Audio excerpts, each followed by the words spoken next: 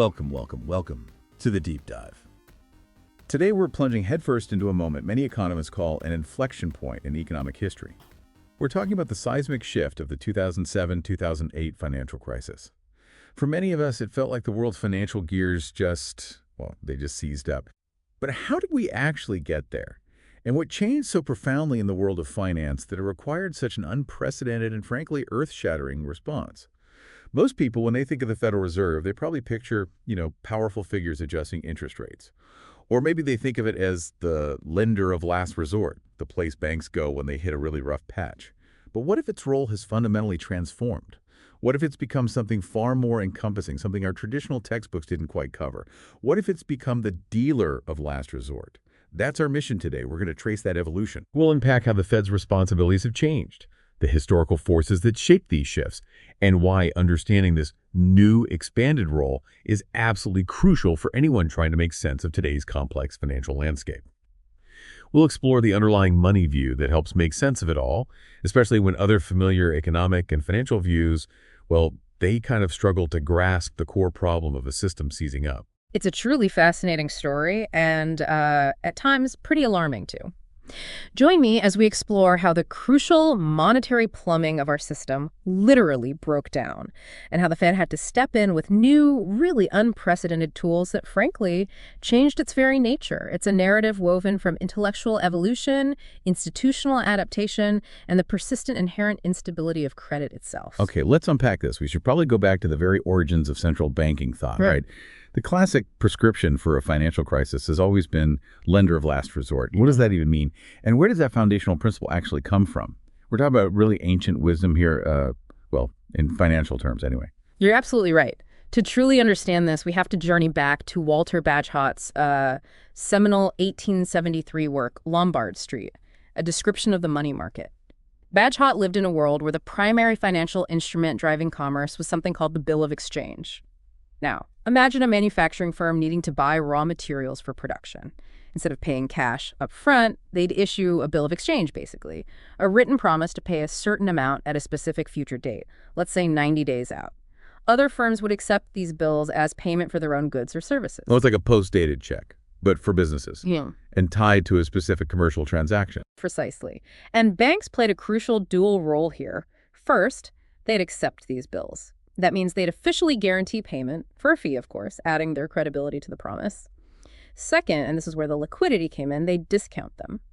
A bank would buy a bill for less than its face value, and the difference between that discounted price and the full face value was the interest earned. This mechanism was vital for firms to manage their daily cash flow, making sure they could acquire inputs even before their products were sold.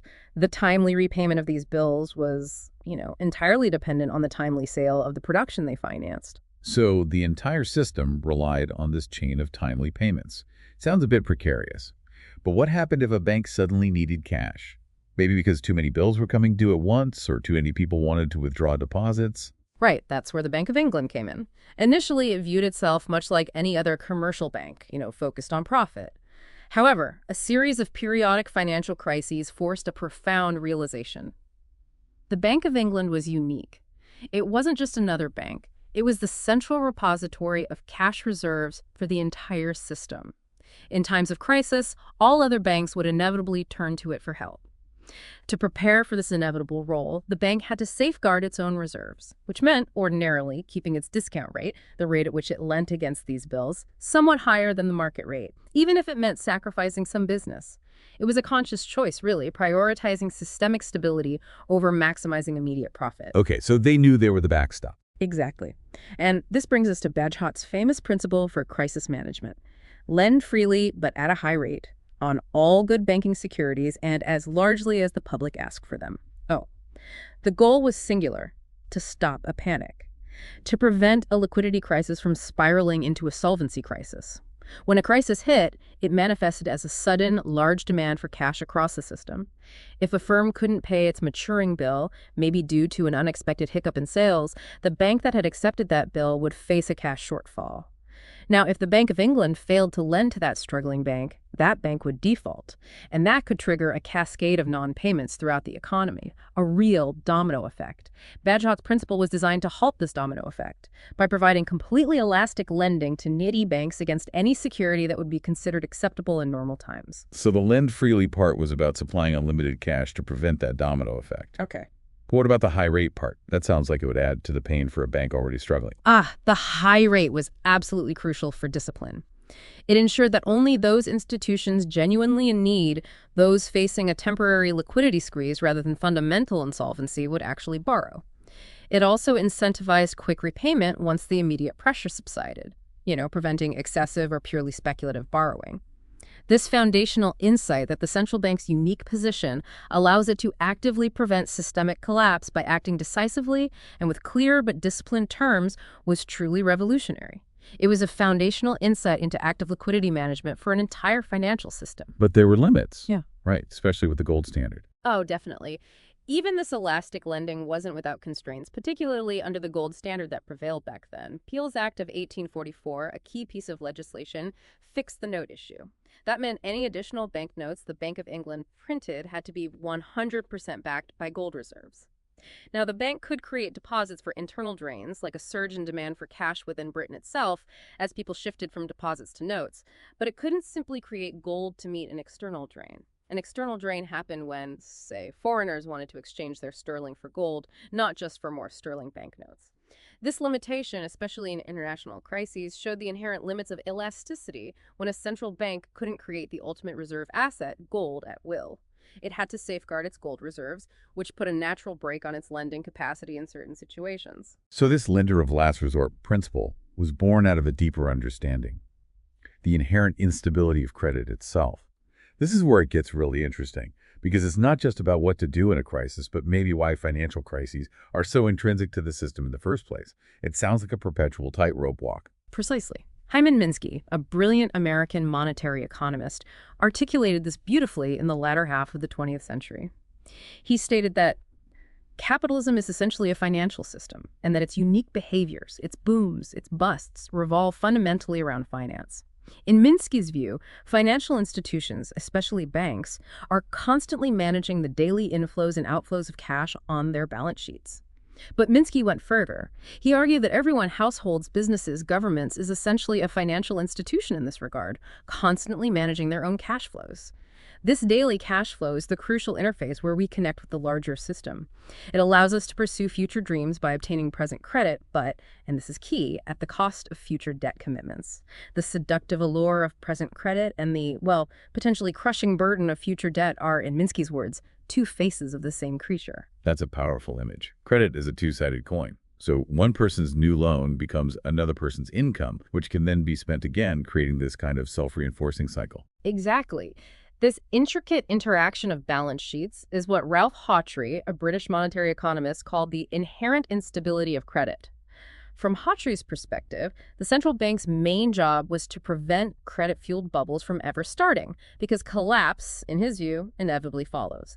He saw a direct link between easy credit, rising asset prices, and eventual economic instability. But not everyone agreed that stability was the only goal. Right. Another equally powerful perspective came from the Austrian economist Joseph Schumpeter. He argued that this very instability is inseparable from growth. Credit, for Schumpeter, is crucial for what he famously termed creative destruction, that process where new, dynamic enterprises are able to bid resources away from older, less efficient ones. From this view, a central bank that too aggressively intervenes to control instability risks stifling innovation and the very engine of economic progress. That's a fascinating tension.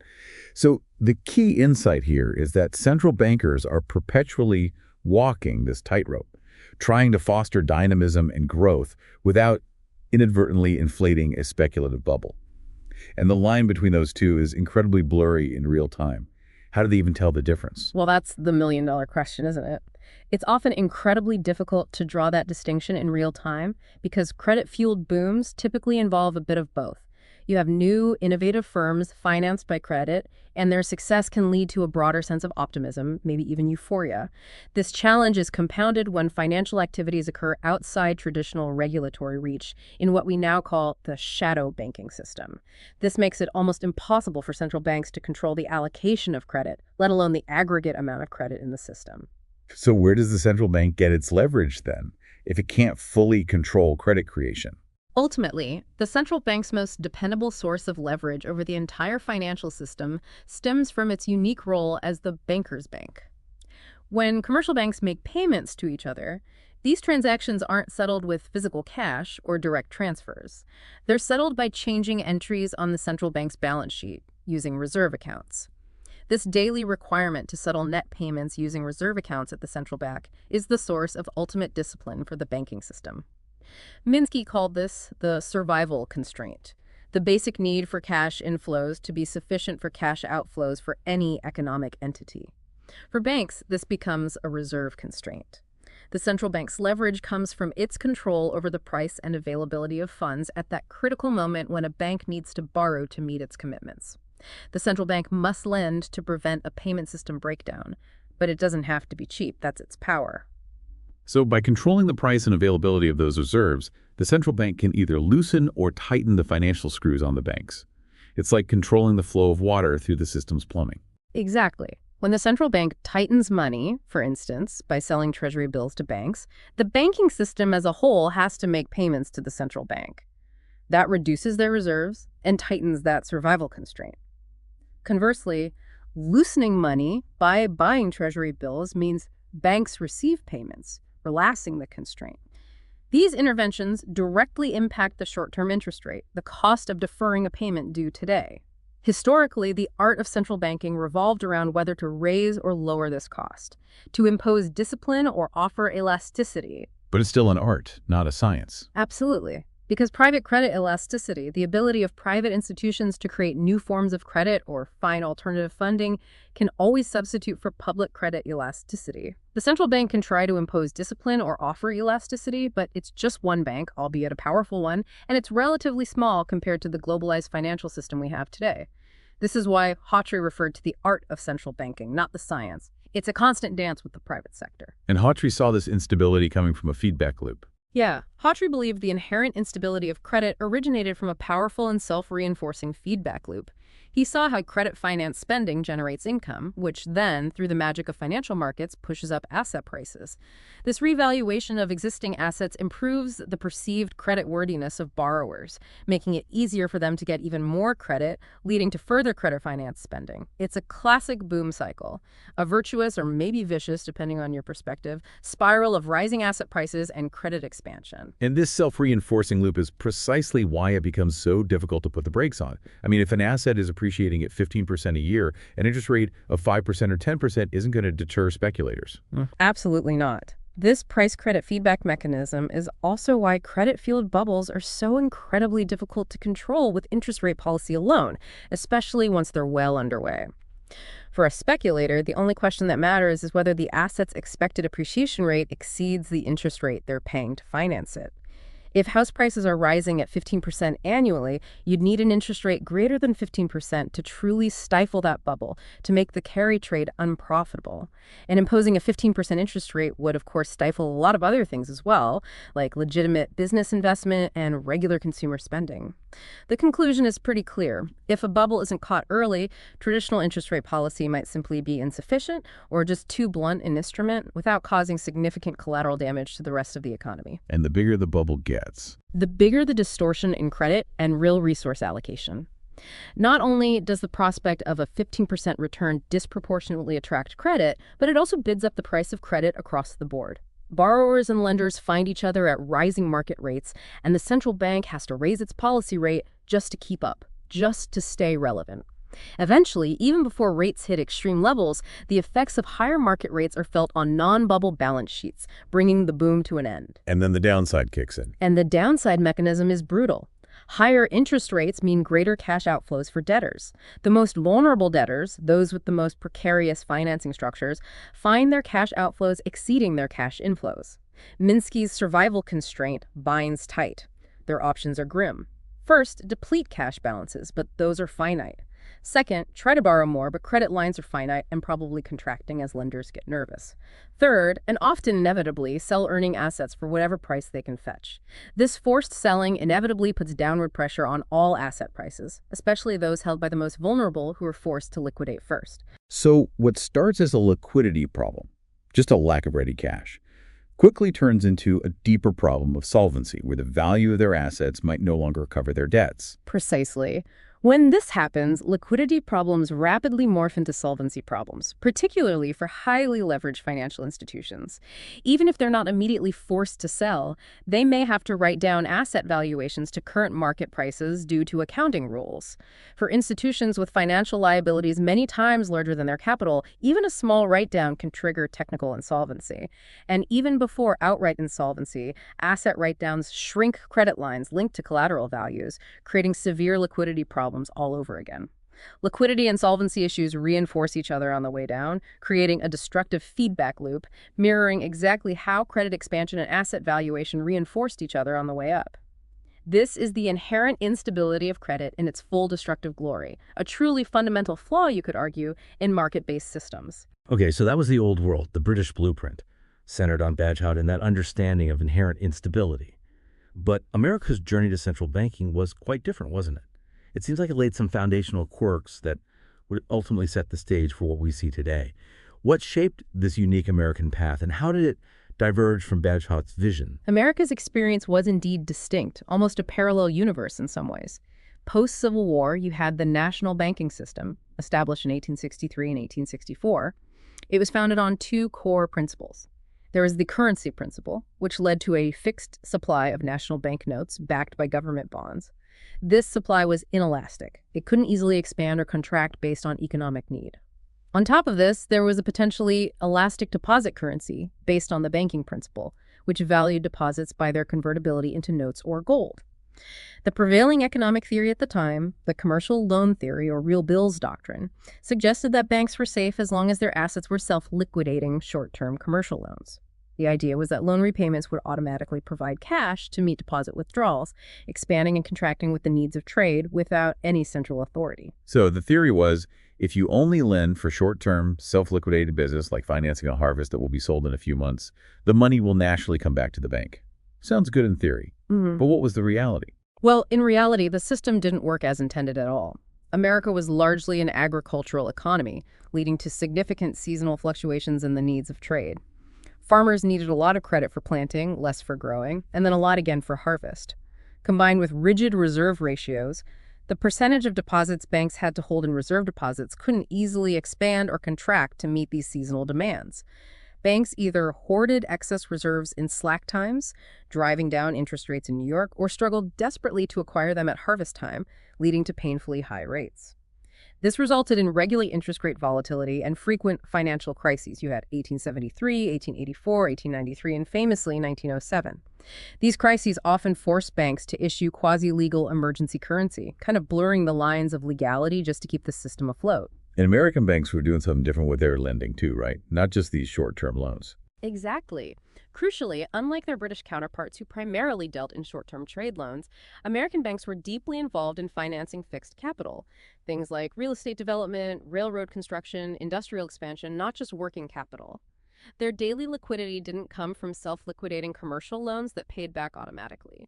Instead, it came from the shiftability or saleability of their investment portfolios in liquid markets. They'd use high-quality bonds, stocks, or real estate-backed loans as secondary reserves, either by selling them outright or using them as collateral for short-term borrowing, what we now call repurchase agreements or repos. This reliance on speculative credit and the ability to shift assets for liquidity was a uniquely American development that the framers of the Federal Reserve Act of 1913, ironically, sought to legislate away. They wanted a bad Hoshian system focused on commercial loans, but they got American ingenuity and market reliance instead. That's a critical difference. Yeah. So American banks weren't just passively waiting for loans to be repaid. They were actively managing portfolios, relying on the market to provide liquidity for their longer-term investments. And the Fed was created to try and change that, to push them back towards the old model. Exactly. The Federal Reserve Act of 1913 aimed to fix this by providing elastic reserves in notes, primarily by discounting commercial loans, trying to adhere to that old real bills doctrine. It was an attempt to legislate against this indigenous American reliance on shiftability. However, practice diverged from theory almost immediately.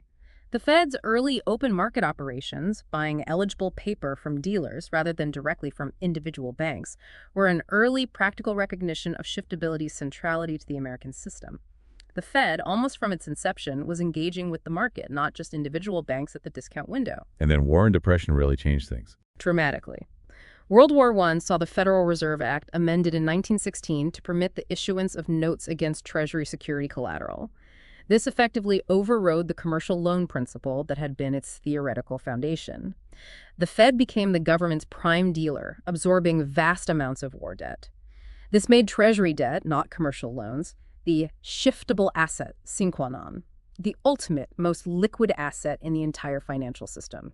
The liquidity of the entire system came to depend on the liquidity of Treasury markets and the Fed's willingness to engage with them. So Treasuries became central. Absolutely. Then in the 1920s, Benjamin Strong, the powerful head of the New York Fed, spearheaded a significant shift towards quantitative control. He focused on influencing the price of credit through the discount rate and, crucially, by using open market operations in Treasury securities.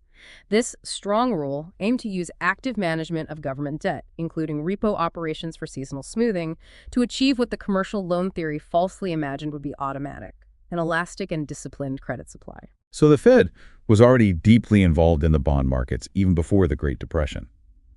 But the 1929 crash must have been a painful wake-up call about the limits of their power, or maybe the focus of their power. A brutal lesson indeed. The Fed's initially low interest rate policy had inadvertently fueled the stock market bubble. When the collapse hit, the Fed was still primarily prepared to lend against commercial loans.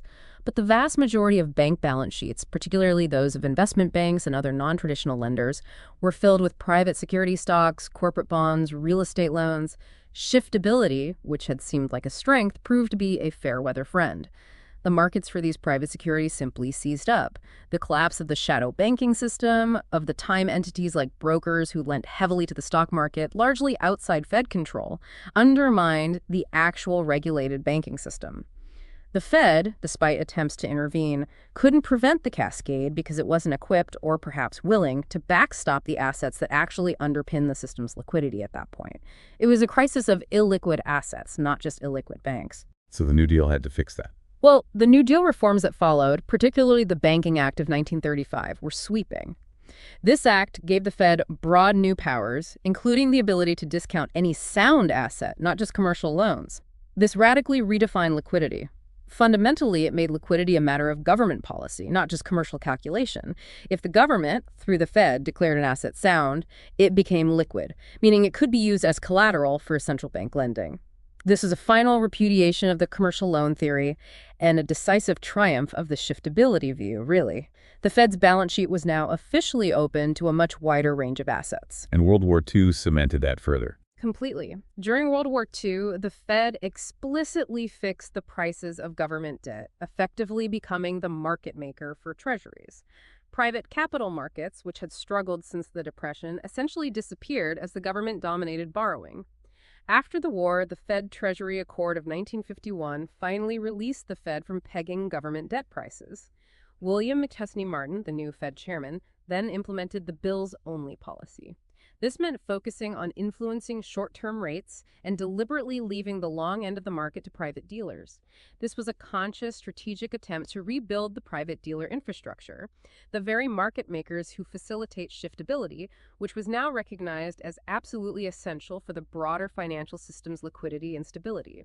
It was an acknowledgement that private markets had a critical role, but that the Fed stood ready to backstop the core of that market, the Treasury market. Okay, so after the War and Depression, money mattered again, as they say, and academics tried to integrate it into a new macroeconomics. But did they capture the full picture? It seems like some crucial aspects were still being overlooked, almost by design, leading to what we now understand as significant blind spots. You're absolutely right. In the early post-war debates, economists really grappled with how money fit into the economic puzzle.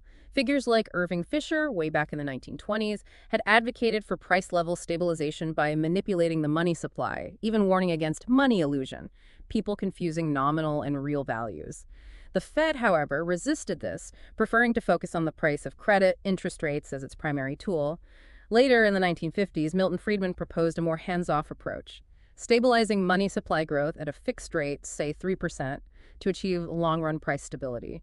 He essentially wanted to abandon active countercyclical policy.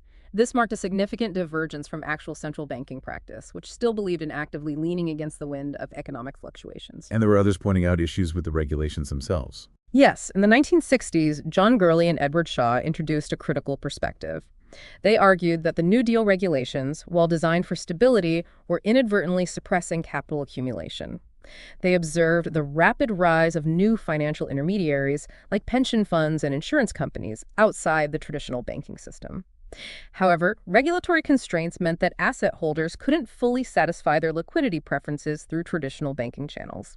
This led to higher liquidity premiums, essentially a higher cost for converting assets into cash that stifled economic growth. Their analysis highlighted how institutional rigidities distorted the flow of funds and the supply of liquidity. So they were essentially saying that the old rules were creating inefficiencies, making it harder for money to flow where it was most needed, and forcing new, unregulated ways of doing things to emerge, almost predicting shadow banking. In a way, yes. And this leads us to a profound intellectual development, maybe even a wrong turn. By 1960, the dominant intellectual framework in economics was the Walrasian general equilibrium model, famously formalized by economists like Kenneth Arrow and Gerard Debreu. This model, which aimed to describe an economy as a set of simultaneous supply and demand equations, had a glaring problem. It had no place for money. It was designed to look through the veil of money to real economic activity, assuming that all transactions were effectively barter, with money merely a neutral medium of exchange. That sounds problematic for understanding finance. Extremely. James Tobin, a Nobel laureate, building on Jacob Marshak's earlier work, attempted to integrate money into this Walrasian framework. He treated the financial sector as a set of simultaneous supply-demand equations for financial assets, with money being just one of them.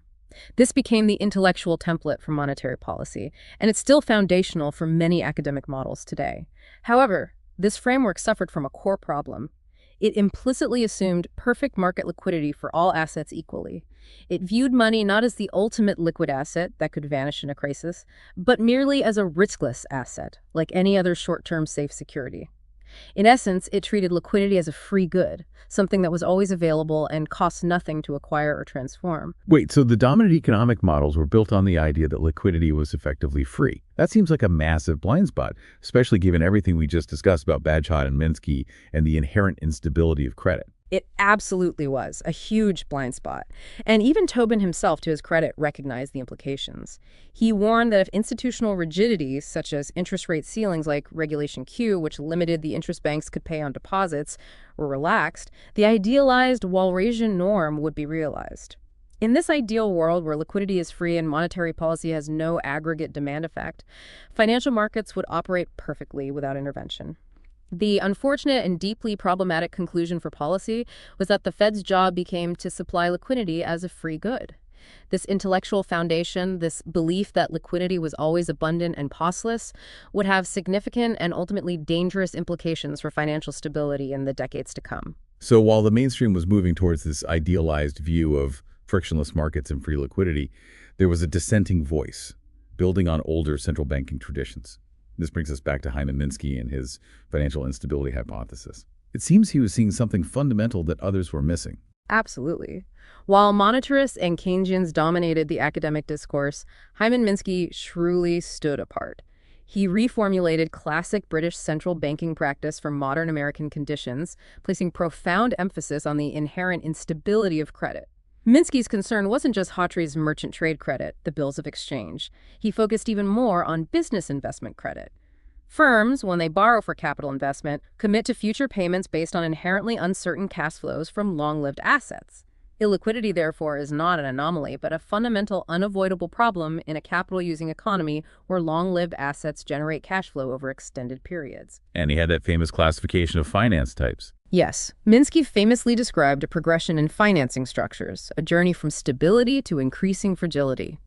Hedge finance, where promised future cash commitments are always less than the realized cash inflows from productive activities, is inherently stable. Think of a healthy business where revenue comfortably covers expenses and debt payments. But over time, driven by optimism, competition, and the allure of higher returns, speculative structures tend to emerge. Here, payments on principal are covered only by rolling over debt, not by current cash flow. Then, even more precariously, Ponzi structures appear, where payments for both interest and principal require increasing debt, without sufficient cash flow to cover even the interest. This trend toward fragility increases the system's vulnerability to dislocation. In good times, these fragile structures appear benign as debts are simply rolled over. But the underlying fragility means any disruption in refinancing, any hiccup in the flow of cash can trigger a cascade. So the system, left to its own devices, naturally drifts towards greater risk, and that risk is magnified by the way asset prices feed back into perceived creditworthiness. Precisely. Minsky emphasized the powerful feedback loop between capital asset valuation and creditworthiness. Credit finance spending creates income, which, when capitalized into asset values, raises asset prices and improves perceived creditworthiness. This, in turn, fuels further credit finance spending and even higher asset prices. This creates a much more substantial instability than Hawtrey had imagined, precisely because the price of capital assets has far more room to move, both up and down, than inventory or trade good prices. This wide range of price movement makes it significantly harder to control instability with mere interest rate policy. It's like trying to steer a supertanker with a bicycle handlebar, maybe. So what did Minsky think the Fed should do? Minsky's policy prescription was rather precise and quite different from the mainstream view focusing just on interest rates. He argued for using collateral policy at the central bank's discount window to actively discourage speculative financing and encourage hedge financing. If market participants knew that only stable, hedge finance structures would be eligible for central bank discount in a crisis, meaning only those assets would be accepted as collateral for central bank lending, it would naturally mute the push toward fragility during boom times. This would, in turn, limit the scale of collapse during downturns.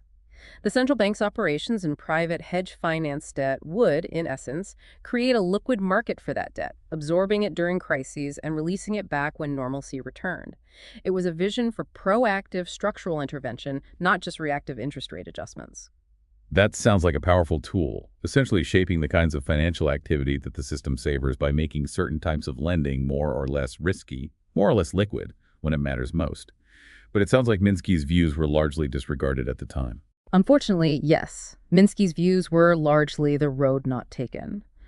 While consistent with traditional central banking principles, his pessimism about active management and his deep insights into the inherent instability of private credit made him an outlier in the optimistic post-war era, which really believed in steady growth and efficient markets.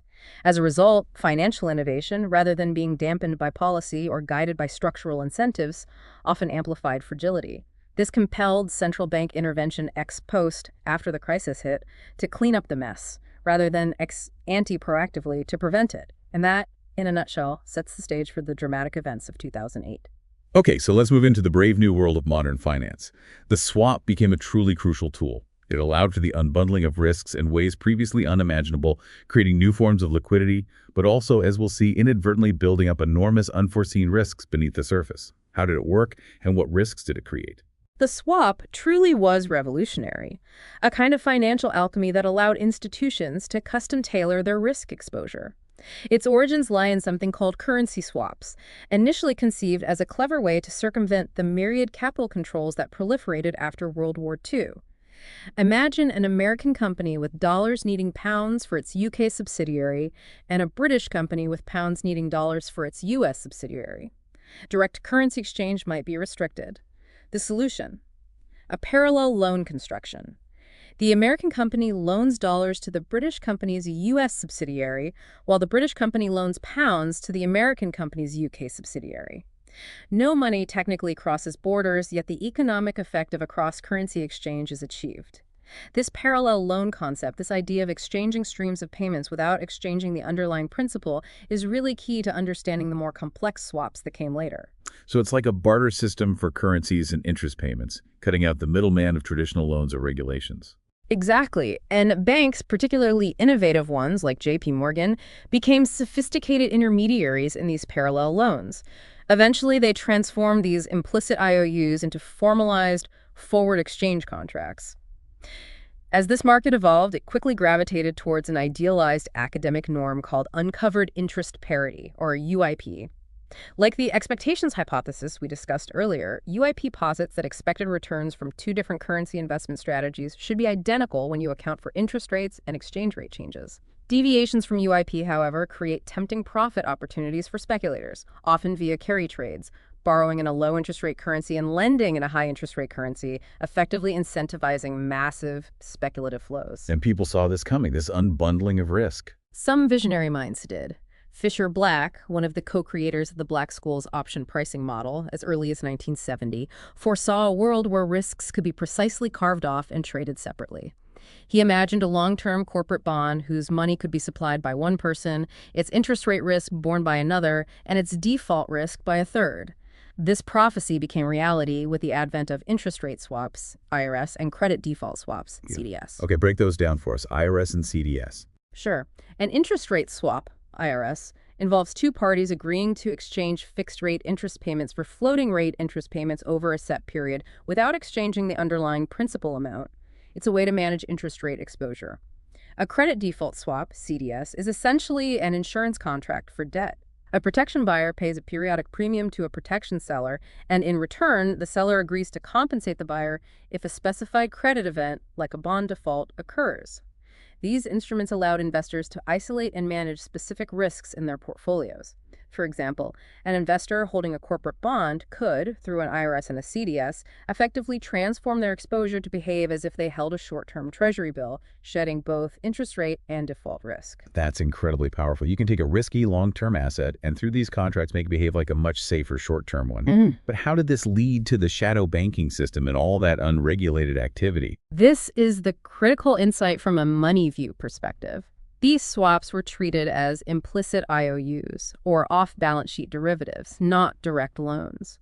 This legal and accounting nuance allowed them to bypass traditional bank regulations like reserve and capital requirements, which were scaled to the size of a bank's balance sheet.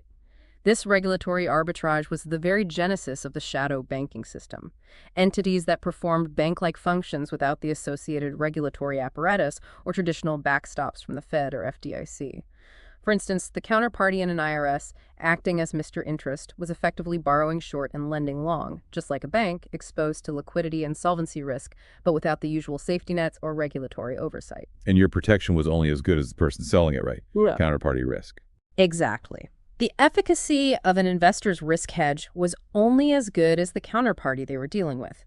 This counterparty risk necessitated margin or collateral money or assets put up to guarantee performance.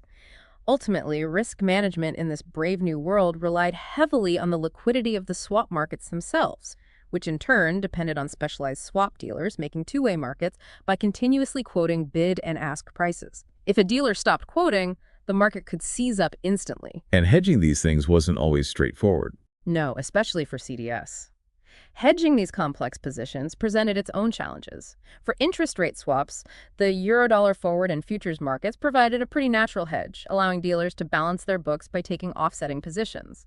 However, for credit default swaps, there was no natural hedge, no readily available offsetting position. This fundamental absence meant greater reliance on attracting speculators by pushing prices away from expected default rates, leading to what we now understand as liquidity risk distortion in CDS pricing. The lack of a central bank interested in fostering liquidity for private debt meant the system operated without a crucial backstop for these new complex risks. The liquidity that everyone thought was free was in fact being supplied by private dealers who could, and eventually did, stop providing it when things got tough. So modern finance was built on the assumption of free and endless liquidity, creating these complex instruments, but overlooking the fundamental risk that the very market providing that liquidity could just vanish. Wow. Precisely. And this new understanding of finance profoundly impacted modern macroeconomics. The capital asset pricing model, or APM, became dominant, assuming that all capital assets were close substitutes, that markets were highly efficient. In this framework, liquidity risk, as a separate category, became almost impossible to conceptualize or price. Theories like the expectations hypothesis, EH, and uncovered interest parity, UIP, were expected to hold perfectly in efficient markets, despite mounting empirical evidence to the contrary. And any gap between theory and reality was just seen as a profit opportunity. Pretty much. Any deviation from this idealized theoretical norm was seen as an arbitrage profit opportunity. Leverage was no longer viewed primarily as multiplying risk, but as a clever way to harvest these arbitrage profits through carry trades, borrowing cheap and lending dear across currencies, maturities, or risk profiles. This credit-fueled arbitrage was the modern manifestation of Hawtrey's inherent instability of credit, yet mainstream economics had largely abandoned Hawtrey and Minsky, embracing instead the idea of perfect markets that self-correct. And other economic ideas reinforce this. Yes, things like the Lucas critique and Goodhart's law entered the academic discourse, warning against relying on stable statistical relationships for policy, arguing that policy changes behavior. This chipped away at the age of management's belief in scientific economic control via econometrics. Deregulation, often spurred by arbitrage, like money market mutual funds circumventing interest rate ceilings like Regulation Q, further relaxed institutional rigidities, creating a parallel, unregulated banking system. This reinforced the illusion that liquidity was a free good in a world of increasingly perfect markets. It's led to policy being too easy. You could argue that. The culmination of this intellectual and institutional shift was a systematic bias toward ease in monetary policy. Aiming for this ideal of free liquidity, monetary authorities became, in effect, partners with private speculators in a quixotic drive to make the theoretical ideals of finance, like EH holding true, a reality in the market. This systemic bias toward ease would prove to be a significant contributing factor to the asset price bubble that preceded the crisis, creating a false sense of security that everything would always be liquid. Okay, so now we arrive at the crisis itself. You don't know what you've got till it's gone. Liquidity is exactly like that. One day you have it, the next it's vanished. And the 2007-2008 crisis brutally exposed this. It wasn't just a breakdown in confidence. It was a profound breakdown in the very plumbing of the financial system, specifically the wholesale money markets that we barely even notice in normal times. Precisely. To understand this, let's look inside the money market itself. It's a vast, decentralized payment system. Before the crisis, most commercial banks held almost no excess reserves at the Fed. Why would they? Reserves didn't earn much interest. Instead, they settled accounts and managed their short-term cash needs through a dense web of interbank borrowing and lending. You had the federal funds market, where banks lend reserves to each other overnight. You had the Eurodollar market for dollar deposits held outside the U.S.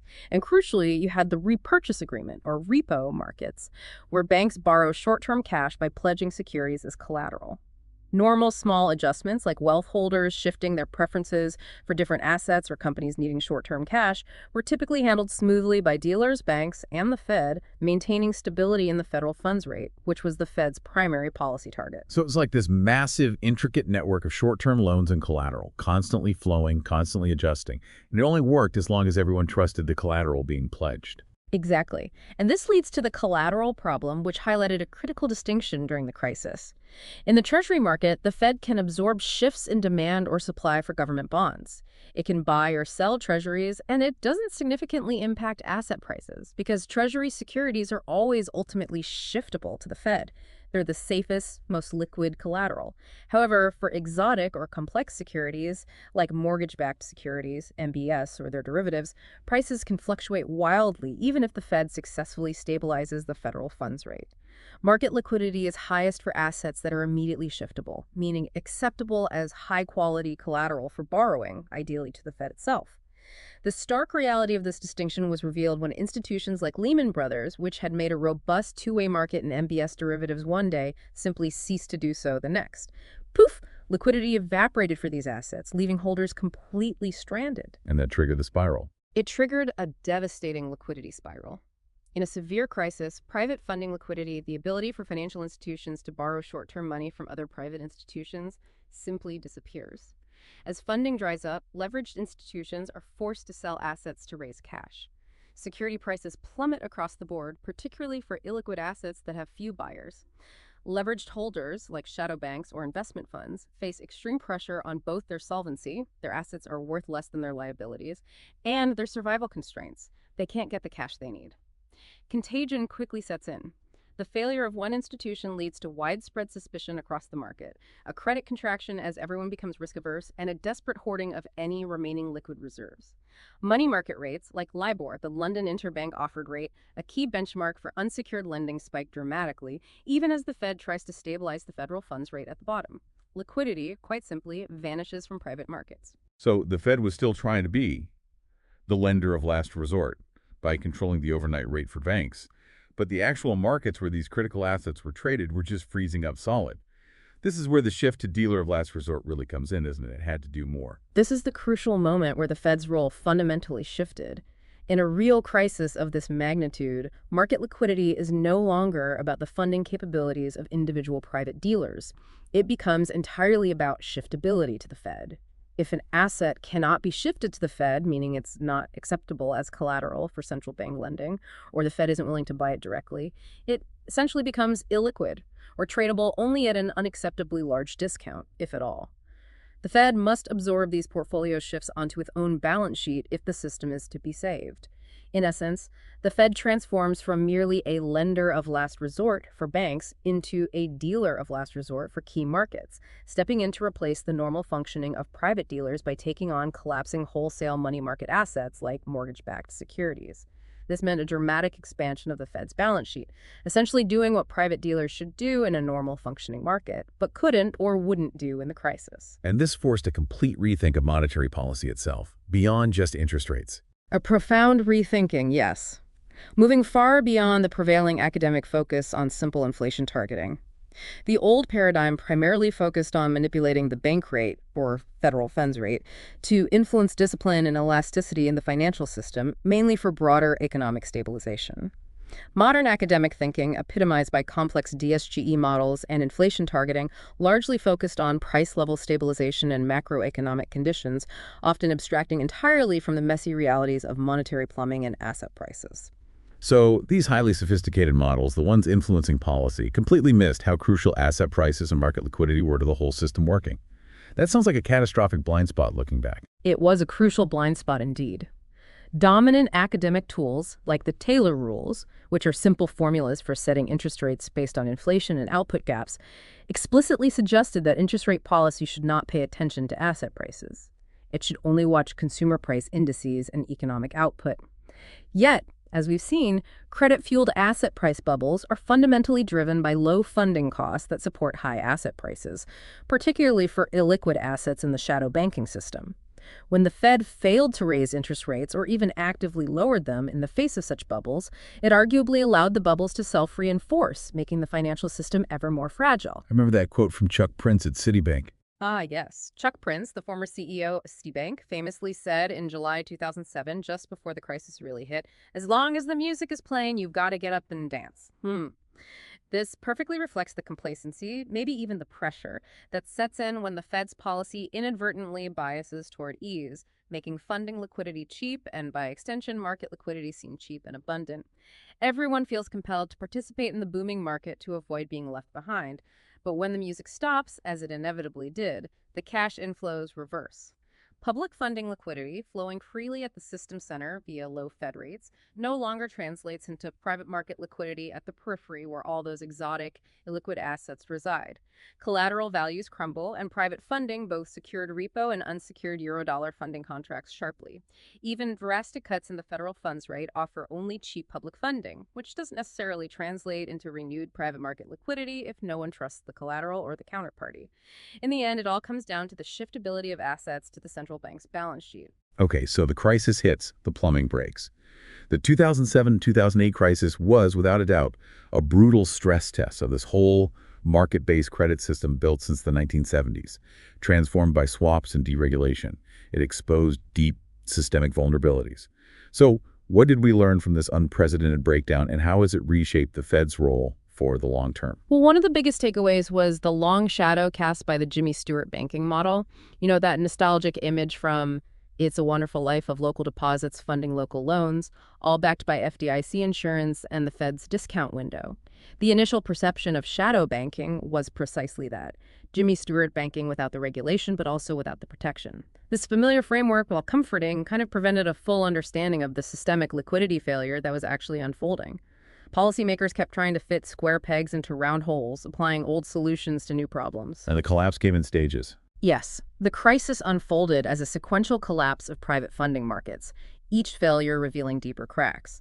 First, the asset-backed commercial paper, or ABCP, market seized up in the fall of 2007. This was a crucial market for short-term corporate funding. Then, in March 2008, after the investment bank Bear Stearns collapsed and needed rescuing, the repurchase agreement, or RP market, the absolute lifeline for many financial firms, froze as haircuts. The amount of extra collateral lenders demanded soared. Finally, in September 2008, after Lehman Brothers declared bankruptcy and the giant insurer AIG faced imminent failure, even unsecured funding markets completely froze. Yeah. Nobody would lend to anybody without massive collateral or government guarantees. And the Fed's initial response was to try and broaden its traditional lender of last resort role, to accept a wider range of collateral from a wider range of banks and even dealers, correct? Exactly. The Fed's initial responses were largely extensions of that traditional lender of last resort role, but on an unprecedented scale. You had programs like the Term Auction Facility, or TIF, which basically lent money to banks against a wider range of collateral than usual. The Primary Dealer Credit Facility, PDCF, which acted as a direct lending window for big Wall Street firms that weren't traditionally allowed direct Fed access.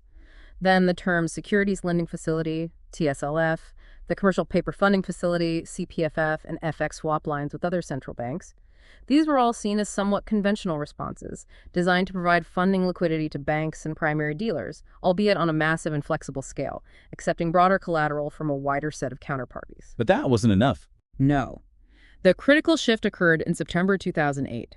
After Lehman and AIG, the Fed moved from being merely a lender of last resort to fundamentally operating as a dealer of last resort. It effectively took the collapsing wholesale money market onto its own balance sheet. While public attention fixated on solvency issues, fueled by the Treasury's TARP request to buy troubled assets and recapitalize banks, the underlying and fundamental problem was liquidity. The Jimmy Stewart paradigm, focusing on bank solvency, while familiar, prevented a full understanding of the systemic liquidity failure that was hitting the vast, interconnected network of shadow banks and the markets they relied on. So the core problem wasn't just a few bad loans held by banks, but the entire mechanism that allowed financial firms to get short-term funding and to trade complex assets just completely broke down. That's it, exactly. The core problem was the utter breakdown of the private dealer system that had historically ensured liquidity in wholesale money markets. Shadow banks, for all their innovation and complexity, were completely dependent on this system for both security prices, market liquidity, and funding liquidity. This dependence was their Achilles heel. When the dealers stopped dealing, the shadow banking system, and indeed the entire market-based credit system, was starved of liquidity. And the CDS market was central to this breakdown. Absolutely central. At the heart of this market-based system was the credit default swap, or CDS, market. This market was the primary source of market liquidity and price discovery for the vast amounts of securitized assets, like mortgage-backed securities and collateralized debt obligations, CDOs, that had been created. Investment banks who assembled these securitization deals supplied this market liquidity by making two-way markets in CDSs. However, they relied heavily on buying AAA protection from insurers, most famously AIG, who were supposed to absorb the ultimate risk. And everyone thought this was safe. There was a profound illusion of no risk, or at least very manageable risk, permeating this setup. Insurers like AIG believed they were selling money for nothing by insuring what their models deemed extremely low-probability AAA tranches. They collected premiums and thought the chance of payout was tiny. Dealers, in turn, thought they had perfectly matched books by offloading risk via CDS. Both fundamentally misunderstood the liquidity dimension of the system. They were effectively acting as private dealers of last resort, vastly underpricing the liquidity risk involved. When AIG, overwhelmed by its potential obligations, stopped writing these crucial contracts, the market liquidity for these assets simply drained away, exposing the system's inherent fragility. No one wanted to trade because no one knew the true value, and crucially, no one trusted the counterparty anymore. You could actually see this happening in the prices.